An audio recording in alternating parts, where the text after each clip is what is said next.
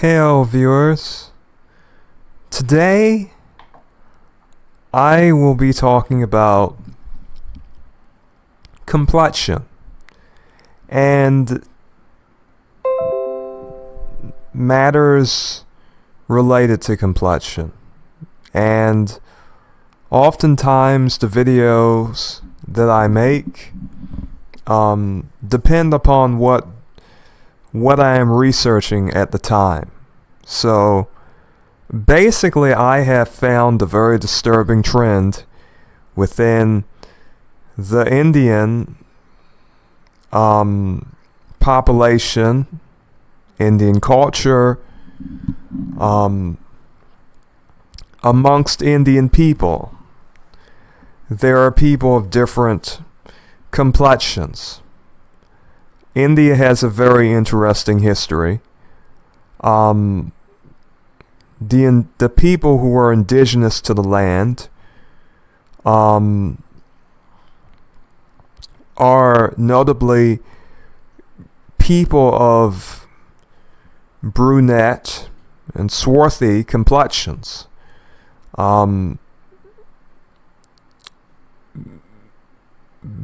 Basically having a skin tone that is often as dark, if not darker than a good deal of African populations. So there are people who are all types of shades of brown, as well as lighter skinned people who descend from the populations that came from the north of India and basically were capable of subjugating the darker populations, consigning them to basically caste and serf like slavery, or at least in terms of position. The untouchable so-called people who basically do the menial labor and are not very well looked upon in Indian society. The Indian caste system is known as Varna, or colors. Alright? That is what the Indian caste system is known as. Now we know in India there are both Hindus, Muslims, there are Sikhs, there are also Christians, but regardless of which sort of culture that we are talking about, there is a sort of, how should it be said, disdain for darker skinned people in general amongst most Indians. Most Indians have the opinion that darker skin is to be looked down upon, not something that is good in any sense, and is something that is not looked for in a woman or even a man. So to women, to a greater extent, the skin whitening and skin bleaching is far more popular, but nonetheless, it has a presence in Indian culture amongst both genders. But anyhow, this can go all the way back to the Hindu caste divisions, which I do believe the Sanskrit literally means coloring class. In other words, there are people of different complexions, the indigenous being of a darker hue. The invaders of India were of a lighter complexion, and so these people of lighter complexions, they have prominence in society, in the movie industry, in basically every facet of society. The darker the skin is, the basically this is considered to be given it is something of great negative connotations. But before we start reading about the self-murder, I think it would be pertinent for us to discuss this peradventure phenomenon of mejorar, raza. Now, I am not good at Spanish because I'm not good at doing that rolling R. I do not know how to do it, so I will simply pronounce these words as best I can. So before we talk about the self-murder of particular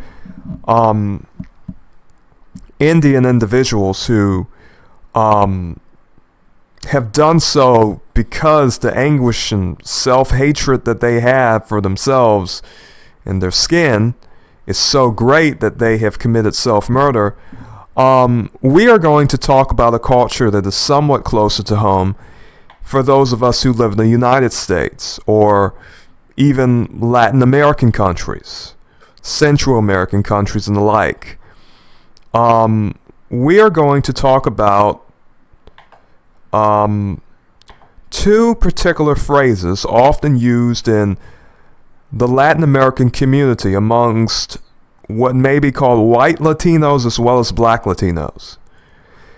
We have to remember that white and black are social statuses. White and black are not races. You can find white and black Indians. You can find white and black Latinos. To some extent, even in the sort of foundational, swarthy American population of both African and Aboriginal descent, you can find lighter-skinned people who are treated differently, as well as darker-skinned people who are treated differently. Some people call it colorism. We could utilize a variety of words for this, though interestingly enough, in the United States, most light-skinned people of African or even Aboriginal descent are considered to be black. And this is due to a very interesting legislation that was utilized in a good deal of southern states called the one-drop rule. The idea was if you have one drop of black blood, you are what would be called, you are black.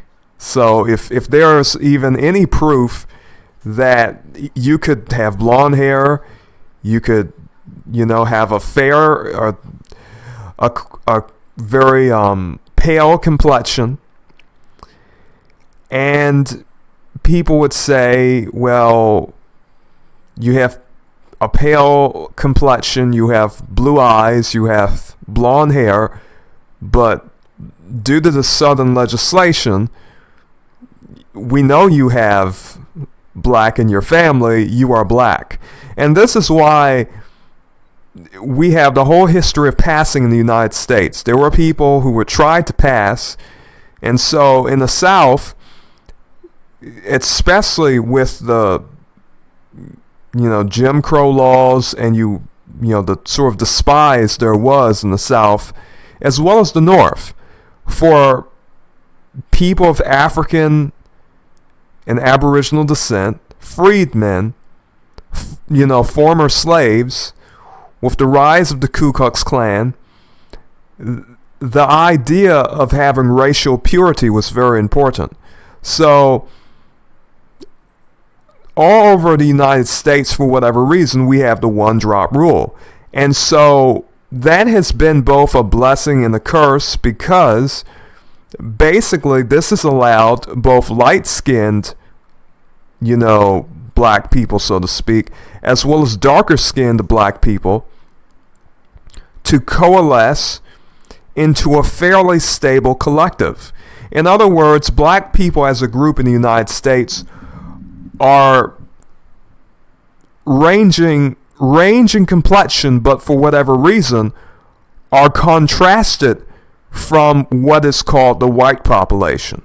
In other words, the idea is if you have black relatives or if you have a black father or a black mother, the very stable consensus has been, no matter how light your skin is or how blonde, if your hair's blonde or brown, if you have gray eyes, blue eyes, whatnot. There are many light-skinned black people here in the United States, and we call them black. That has always been the custom here. And so, this is a very different culture from what we see in Latin American countries. And so people who live here, black Americans foundational to this country, who have a history in it, who have ancestors from this country, we think and behave differently than people who come from the Caribbean, from people who come from Africa. Our lighter skinned, our lighter skinned brothers and sisters, so to speak, in regard to, figuratively in regard to our identity, except, for us, light skinned or dark skinned, if there's black in the family, you are black. And so it was not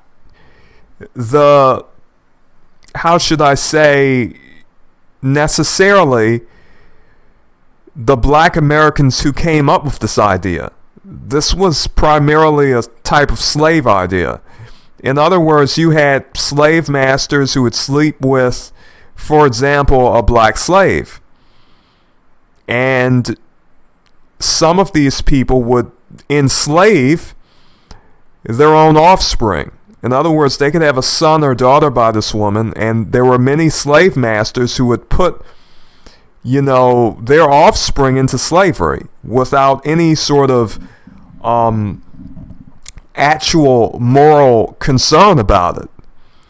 For them, this was just business. And so this culture is very different from Latin American culture, in which Spaniards, as well as Portuguese, had an idea of this word, mejorar la raza. Mejorar la raza, however you would pronounce that. I have to play it out because, to be entirely honest, I am terrible at pronouncing this word. They had an idea of improve the breed. In other words, the idea was, of course, there were slaves during the times of slavery, but there was an idea of, if we as Spanish and Portuguese people basically copulate with our slave populations, we can lighten them. And even after slavery, the idea of intermixture within the Latin American community has been, if we have a problem with these aboriginal populations and the darkness of their complexions, we can just simply outbreed them. In other words, the idea is, well, we can always have more immigrants from Spain and Portugal and even Germany come to Brazil or to, Argentina or any of these Latin American countries and basically improve the breed. So this is an idea that is pivotal to Latino culture. Does every Latino think like this? No, but this is not necessarily an old-fashioned idea, because it is in vogue in just about every Latin American country. This is a reality. This is a reality in Latino cultures. And for many of us, whether you viewers are black or white, so to speak, especially many of you may want to know about this, because it may allow you to understand some of the behavior of Latino, of your Latino friends, Latinos that you know. It may help you understand how they behave towards you, or, you know, black people, white people, or what have you. So this is a very important matter. The idea is that for every generation of people, you know, that you bring into the world, you know, they should be lighter than the previous generation. The idea is that if you have a daughter, you want her to marry light. You want her to marry a person with a paler complexion. You want her to marry a person with a beige or cream colored complexion. You do not want her to marry a darker person. And if you can do, if nothing else, you want her to marry at least a tawny person, a tan person, but you do not want her to marry a person of brown or dark brown skin. That would be what we call un paso atrás in Spanish. Un paso atrás. Now, the Portuguese have different words for this, but nonetheless, whether we are talking about the Spanish or the Portuguese in Brazil, the idea remaineth the same. The idea is that if you marry a darker person, you are taking a step back. Some of you may think, well, this is quite cruel, this is quite nasty. Maybe you never knew this about Latino culture, but now you do. So these are matters of complexion. And truth be told, in the Black American communities here in the United States, we see similar things. Some people among Black Americans are not necessarily what we would call anti-black, but many of them are in this sense. They practice the same sort of preferential idea. And so, do they practice as actively as Latinos? No, but at the same time, many of them do. I mean, there were groups called the Paper Bag Club, where it was a college group, I do believe, where basically it was called the Brown Paper Bag Club or something like that. The idea was if your skin was darker than a brown paper bag, you could not join. So there is a lot less of that now in the Black American community, but it used to be rife with it. To some extent, one can still see preference in regard to people choosing lighter skinned, partners and wives and husbands and whatnot.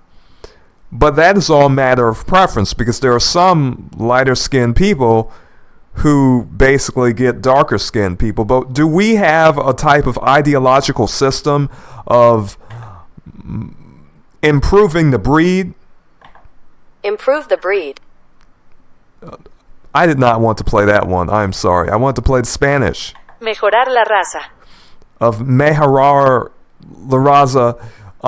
Basically, no, we do not have that. Or at least if there is that, we do not hear about it as often. Now, this is something extremely pertinent in the Latino community. So yes, let us just say it. Among Latinos, there are Blanca and Blancos, okay, and there are Negritos and Negritas, so to speak. I mean, there are black Latinos and there are white Latinos, all right? So this is the idea. This is a social construct. When we talk about matters of white and black, we are talking about matters of social status. The complexion is always either cream colored to brown and dark brown. no one is walking around with black skin. No one is walking around with white skin. In every population around the world, you have paler and darker populations. And the idea is that pale skin is favored generally, all right, in most cultures and civilizations, especially today. So we had to talk about this in regard to the Latino culture, in my opinion, because Latino culture we are more familiar with, but many of us do not know this. We do not really understand this sort of anti-black culture amongst Latinos. Many of us really, we are completely in the dark about it. Now, as I said, there are there are people who are considered to be black Latinos, but there are also people who are considered to be white, white Indians and black Indians. So this is how we understand complexion and the social type, how should it be said, classification of white and black. White and black is a matter that is socially constructed. It is not a race. There's no race of people that you can say black that you can say is black, because there are black people in just about every part of the world. In other words, people of darker complexion. So I suppose we should talk about Latinos first and then talk about Indians and matters of complexion regarding them. So it is a well-known fact that, especially in Latin American television, darker-skinned people are usually kept out, and lighter-skinned people are very much favored in Latin American television. And so that is a reality that they deal with. I'm not going to read these whole articles, but we have here, we have this 2013 film, Samuel Longue Zambrano, portraying a 9-year-old Venezuelan boy obsessed with straightening his hair. And many of us have been taught that our curly hair and even woolen hair is a bad thing, that is just an aberration. Many people believe this as well. That is a whole nother conversation. The Koreans really do take advantage of that industry in black communities. And that is a whole nother discussion that we could talk about, the Asian exploitation of black American individuals in the hair industry. But this mejorar la raza, it's a common phrase used in Latin American countries. It means improve the race. It implies that you should marry or have children with a whiter person so you will have better looking kids. The phrase is used by people of any race without much thought. A year ago, and it is used with thought. So I have to frankly interject in some of these articles, because truth be told, a lot of these people who write these articles have their own biases, and they are not going to simply say things frankly and honestly. When a person says improve the race, they know exactly what they are saying. They know exactly what they are implying. They know exactly how it sounds. They know exactly what it means. They know what it means. They know exactly what it means. It meaneth that that person is dark and you should not be with them, because if you have children by them, you are going to have a good deal of negritas and negritos that we do not want in our family, and you are disgracing, you are dishonoring our family. When I talk about these matters of culture, I do feel that I have to be very frank. I have to be very honest. Even many of us black Americans, we have that reality when we have dark-skinned people in the family, and you look and suddenly your future generations, your nieces, your nephews, and other such people are all tawny and light-skinned. And you no longer see dark-skinned people in your family because you recognize that nearly everyone in your family is marrying lighter-skinned people because they do not favor dark skin. They do not want dark skin. They have an aversion to dark skin, and they prove it. Sad to say, this is just the truth. Darker skinned people can very easily be wiped out, within a family. And people know this. Latinos know this. Latinas know this. They know if they continue to marry lighter skinned people, they can lighten their family. They can bleach their family. And so, darker skinned people all over the world are starting to recognize that their families are being bleached. Now, some of you may say, bleach, this has nothing to do with bleach. Here we do word study. Here we engage in this so that we can understand, what the words we use mean. So take a look at this. Bleach, it can mean make, turn white, whiten, make, turn pale, make, turn pallid, blanch, lighten, fade, wash out, decolor, decolorize. So, yes, there are people all over the world bleaching their families, and this is a reality. This is not some, sort of uncommon thing. It has to do with preference, of course, and there's nothing wrong with preference. However, we can see that there is a good deal of, how should it be said, bigotry involved in this effort to whiten, to bleach whole families and bloodlines. So it is not just a matter of marrying lighter-skinned people. It is not just simply a matter of choosing a lighter-skinned woman or man and basically having lighter-skinned children. The idea is that these people who practice mejorar la raza will basically teach their children, do not marry a dark person, or if they come home with a dark person, they may say, un paso atrás. Un paso atrás. In other words, the idea is that you are taking a step back. This is not good for our family. Now, truth be told, many people may not say this, but Creoles in Louisiana, their mixture of, French, and Black American, basically freedmen,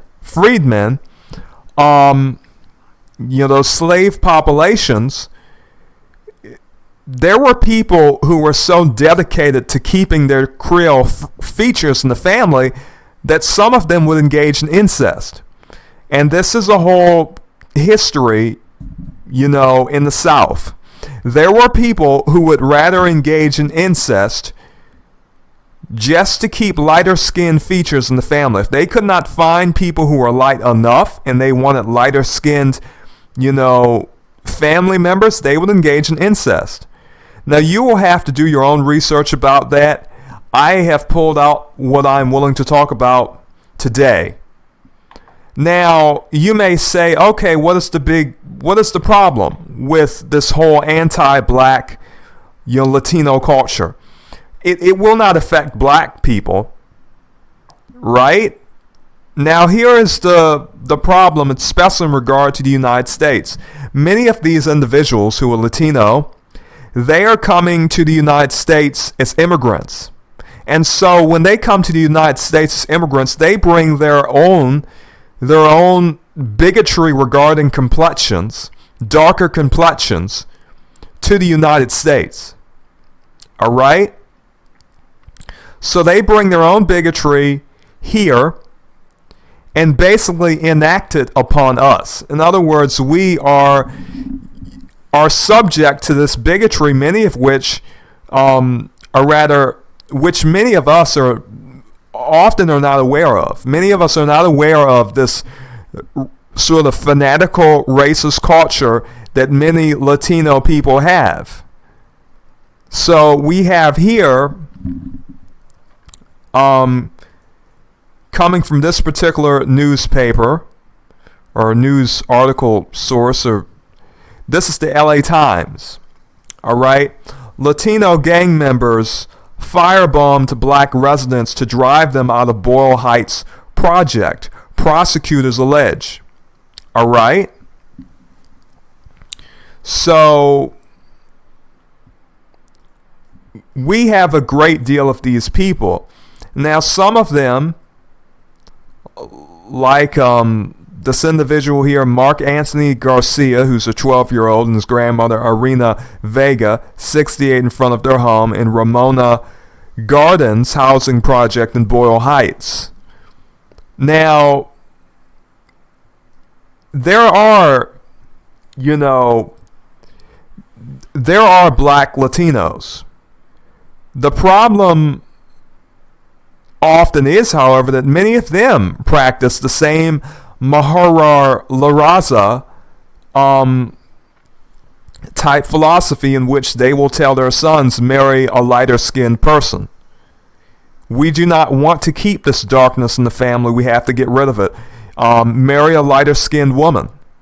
So that is an entirely different culture from what most of us have experienced. Now, why did black American culture change? The civil rights movement, Malcolm X, the Black Panther movement, many movements here in the United States in which people, and even during slavery, there were Maroons, the Seminoles, there were tribes that even had, slaves in them fighting, whites and slave masters. Nat Turner. There's a very rebellious history here in the United States. And so the culture in the United States is very much different than Latino culture. What people call woke or stay woke was a whole culture that was even present in the early 1920s of basically black people, black Americans, sort of taking a stand for their own rights, even when facing some of the most anti-black groups in history, such as the Ku Klux Klan.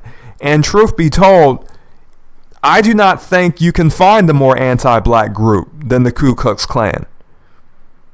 The atrocities were quite horrifying, here in the United States, and yet for whatever reason, you have black Americans who have dignity and integrity and do not say things such as mejorar la raza or un paso atrás. So this was 7 Latino gang members who were charged with firebombing. So they were trying to maximize the damage. They were attacking people's homes where children were sleeping. For them, this is racial warfare.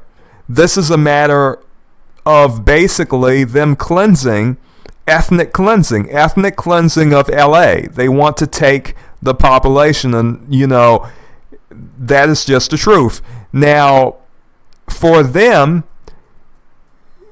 there are black Latinos in their gangs. The idea is that the contention is not necessarily with black Latinos. It is with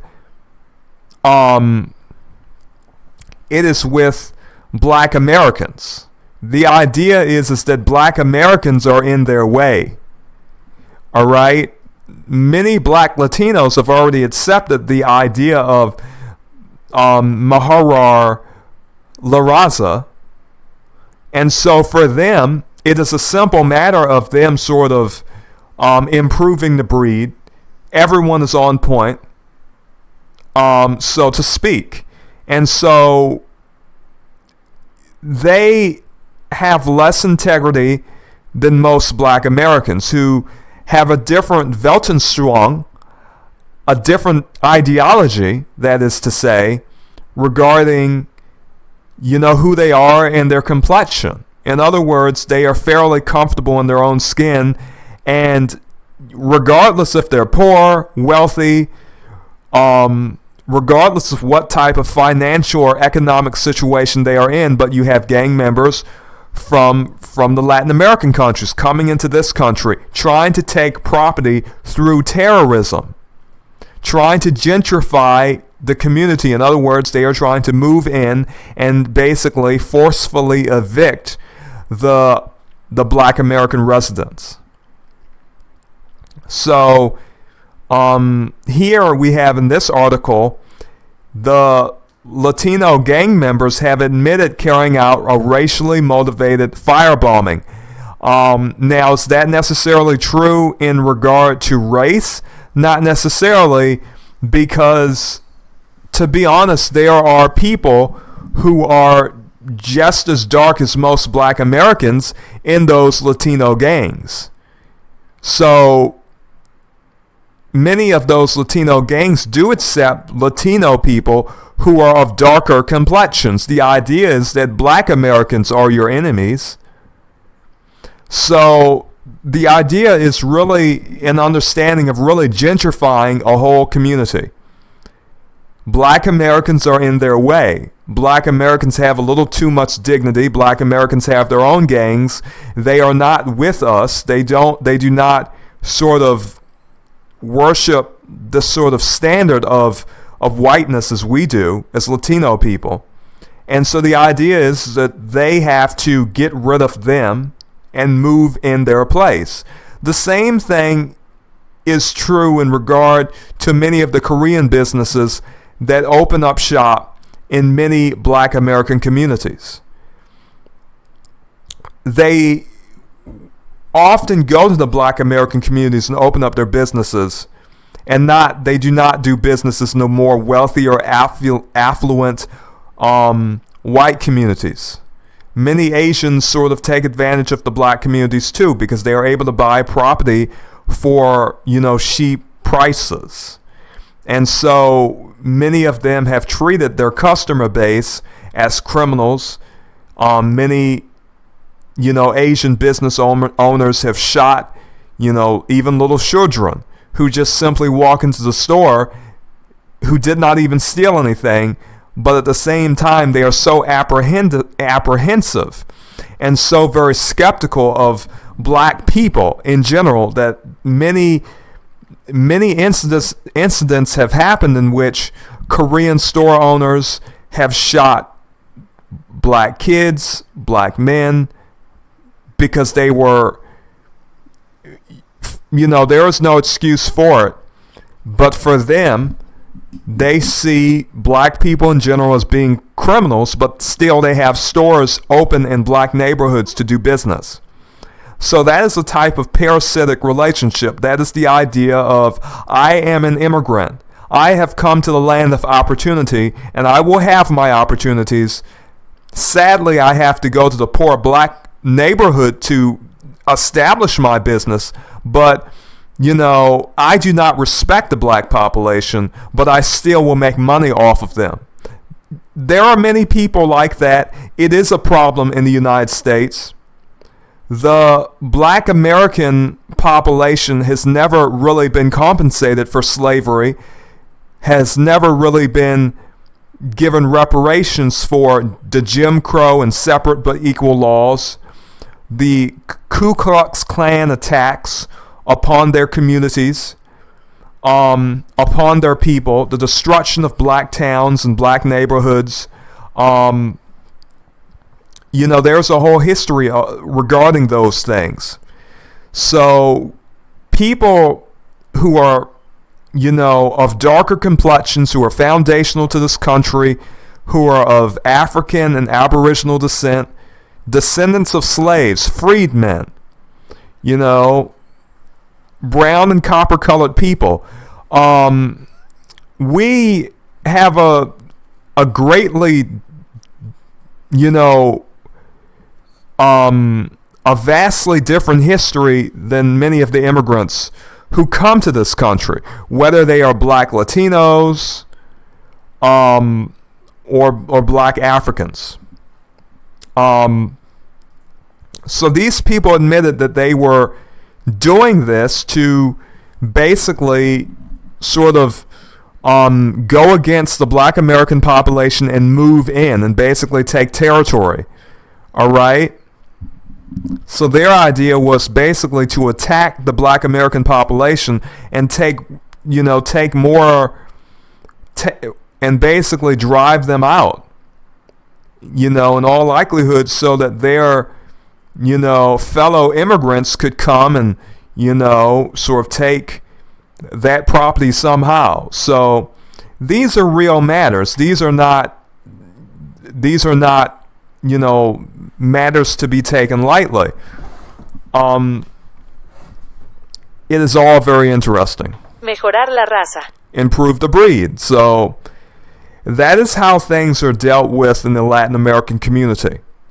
A good deal of self-hatred for your complexion, your hair. That is all quite interesting. That seemed to be a very interesting movie to watch on the subject. Now we're going to talk about what I had really prepared as the main subject of this video. We are going to talk about wait, should I make this a two-part video? I probably should make this a two-part video, to be honest. People, I think I'm going to make this a two-part video.